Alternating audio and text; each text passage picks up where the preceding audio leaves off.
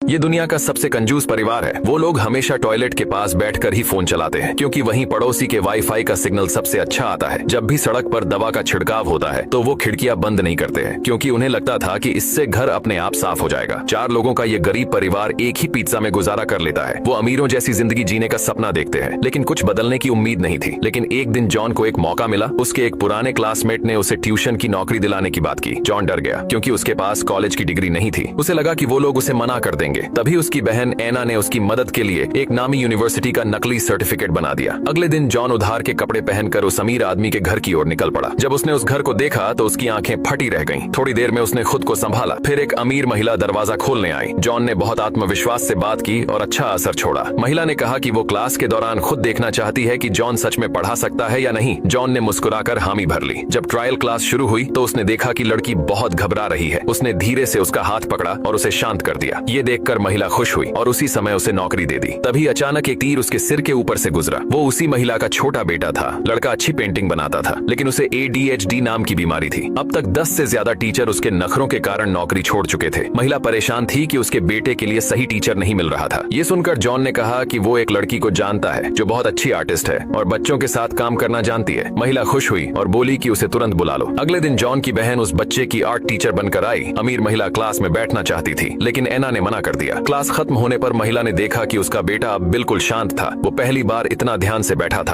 असल में जॉन और एना ने पहले से बच्चे के बारे में पता कर लिया था। उन्हें पता था कि उसके बचपन में कुछ बुरा हुआ था। एना ने उसकी बातों से समझा कि वो अंदर से बहुत दुखी है। उसने महिला से कहा कि वो उसे न सिर्फ आर्ट सिखाएगी, बल्कि आर्ट के जरिए उसका मन भी ठीक करेगी। ये सुनकर महिला बहुत खुश हुई, पर उसे ये नहीं पता था कि यही फैसला एक दिन उसके पूरे परिवार की जिंदगी उलट देगा। एक औरत ने बगीचे में एक बीज दबा दिया। कुछ ही पलों में मिट्टी फटी और वहाँ से एक इंसानी हाथ बाहर निकल आया। वह हैरान रह गई। धीरे धीरे हाथ को पकड़कर नीचे खुदाई की और जमीन से एक छोटी लड़की निकल आई। लड़की ने शांत स्वर में कहा, मैं तुम्हारी माँ हूँ। ऑलिव सन्न रह गई। लड़की ने आगे कहा, जब मैं इस दुनिया से गई थी मैंने तुम्हारे लिए ग्रीन ब्लूम सीड्स छोड़े थे। वो बीज वहीं खिलते हैं जिसकी आवश्यकता दिल में सबसे गहरी हो, और तुम्हारा दिल माँ को चाहता था। ऑलिव ने बीज वाले पैकेट पर लिखा पड़ा, this seed blooms into what you need the most. वह अविश्वास में हंस पड़ी, पर लड़की की आंखों में एक गहरी सच्चाई थी। लड़की मुस्कुराई और बोली, 9 मई 1949 तुम 49 ग्राम की थी और तुम मेरे पेट से रोते हुए बाहर आई थी। ऑलिव का दिल जोर से धड़का। इस तरह के व्यक्तिगत विवरण सिर्फ माँ को पता हो सकते थे। रसोई में माँ ने ऑलिव के लिए उसका पसंदीदा वाइल्ड वेज बन बनाया। चाकू थोड़ा फिसला, माँ की उंगली कट गई और घाव से हरे पतों जैसी नसें बाहर झांकने लगी। ऑलिव एक पल को रुक गई, फिर भी उसने अब भी माँ का बनाया हुआ स्वाद पहचान लिया। रात को ईथन ने ऑलिव को मैसेज किया। वह शादी की बात कर रहा था, पर ऑलिव शादी से हमेशा डरती रही थी। माँ ने ऑलिव को सहलाया जैसे बचपन में करती थी, पर ऑलिव झुंझला गई। मेरी चीजें मत देखो और दखल मत दो। माँ चुपचाप मुस्कुराकर सोफे पर सोने चली गई। अगले दिन जब ऑलिव ऑफिस पहुंची, माँ वहाँ ईथन के बारे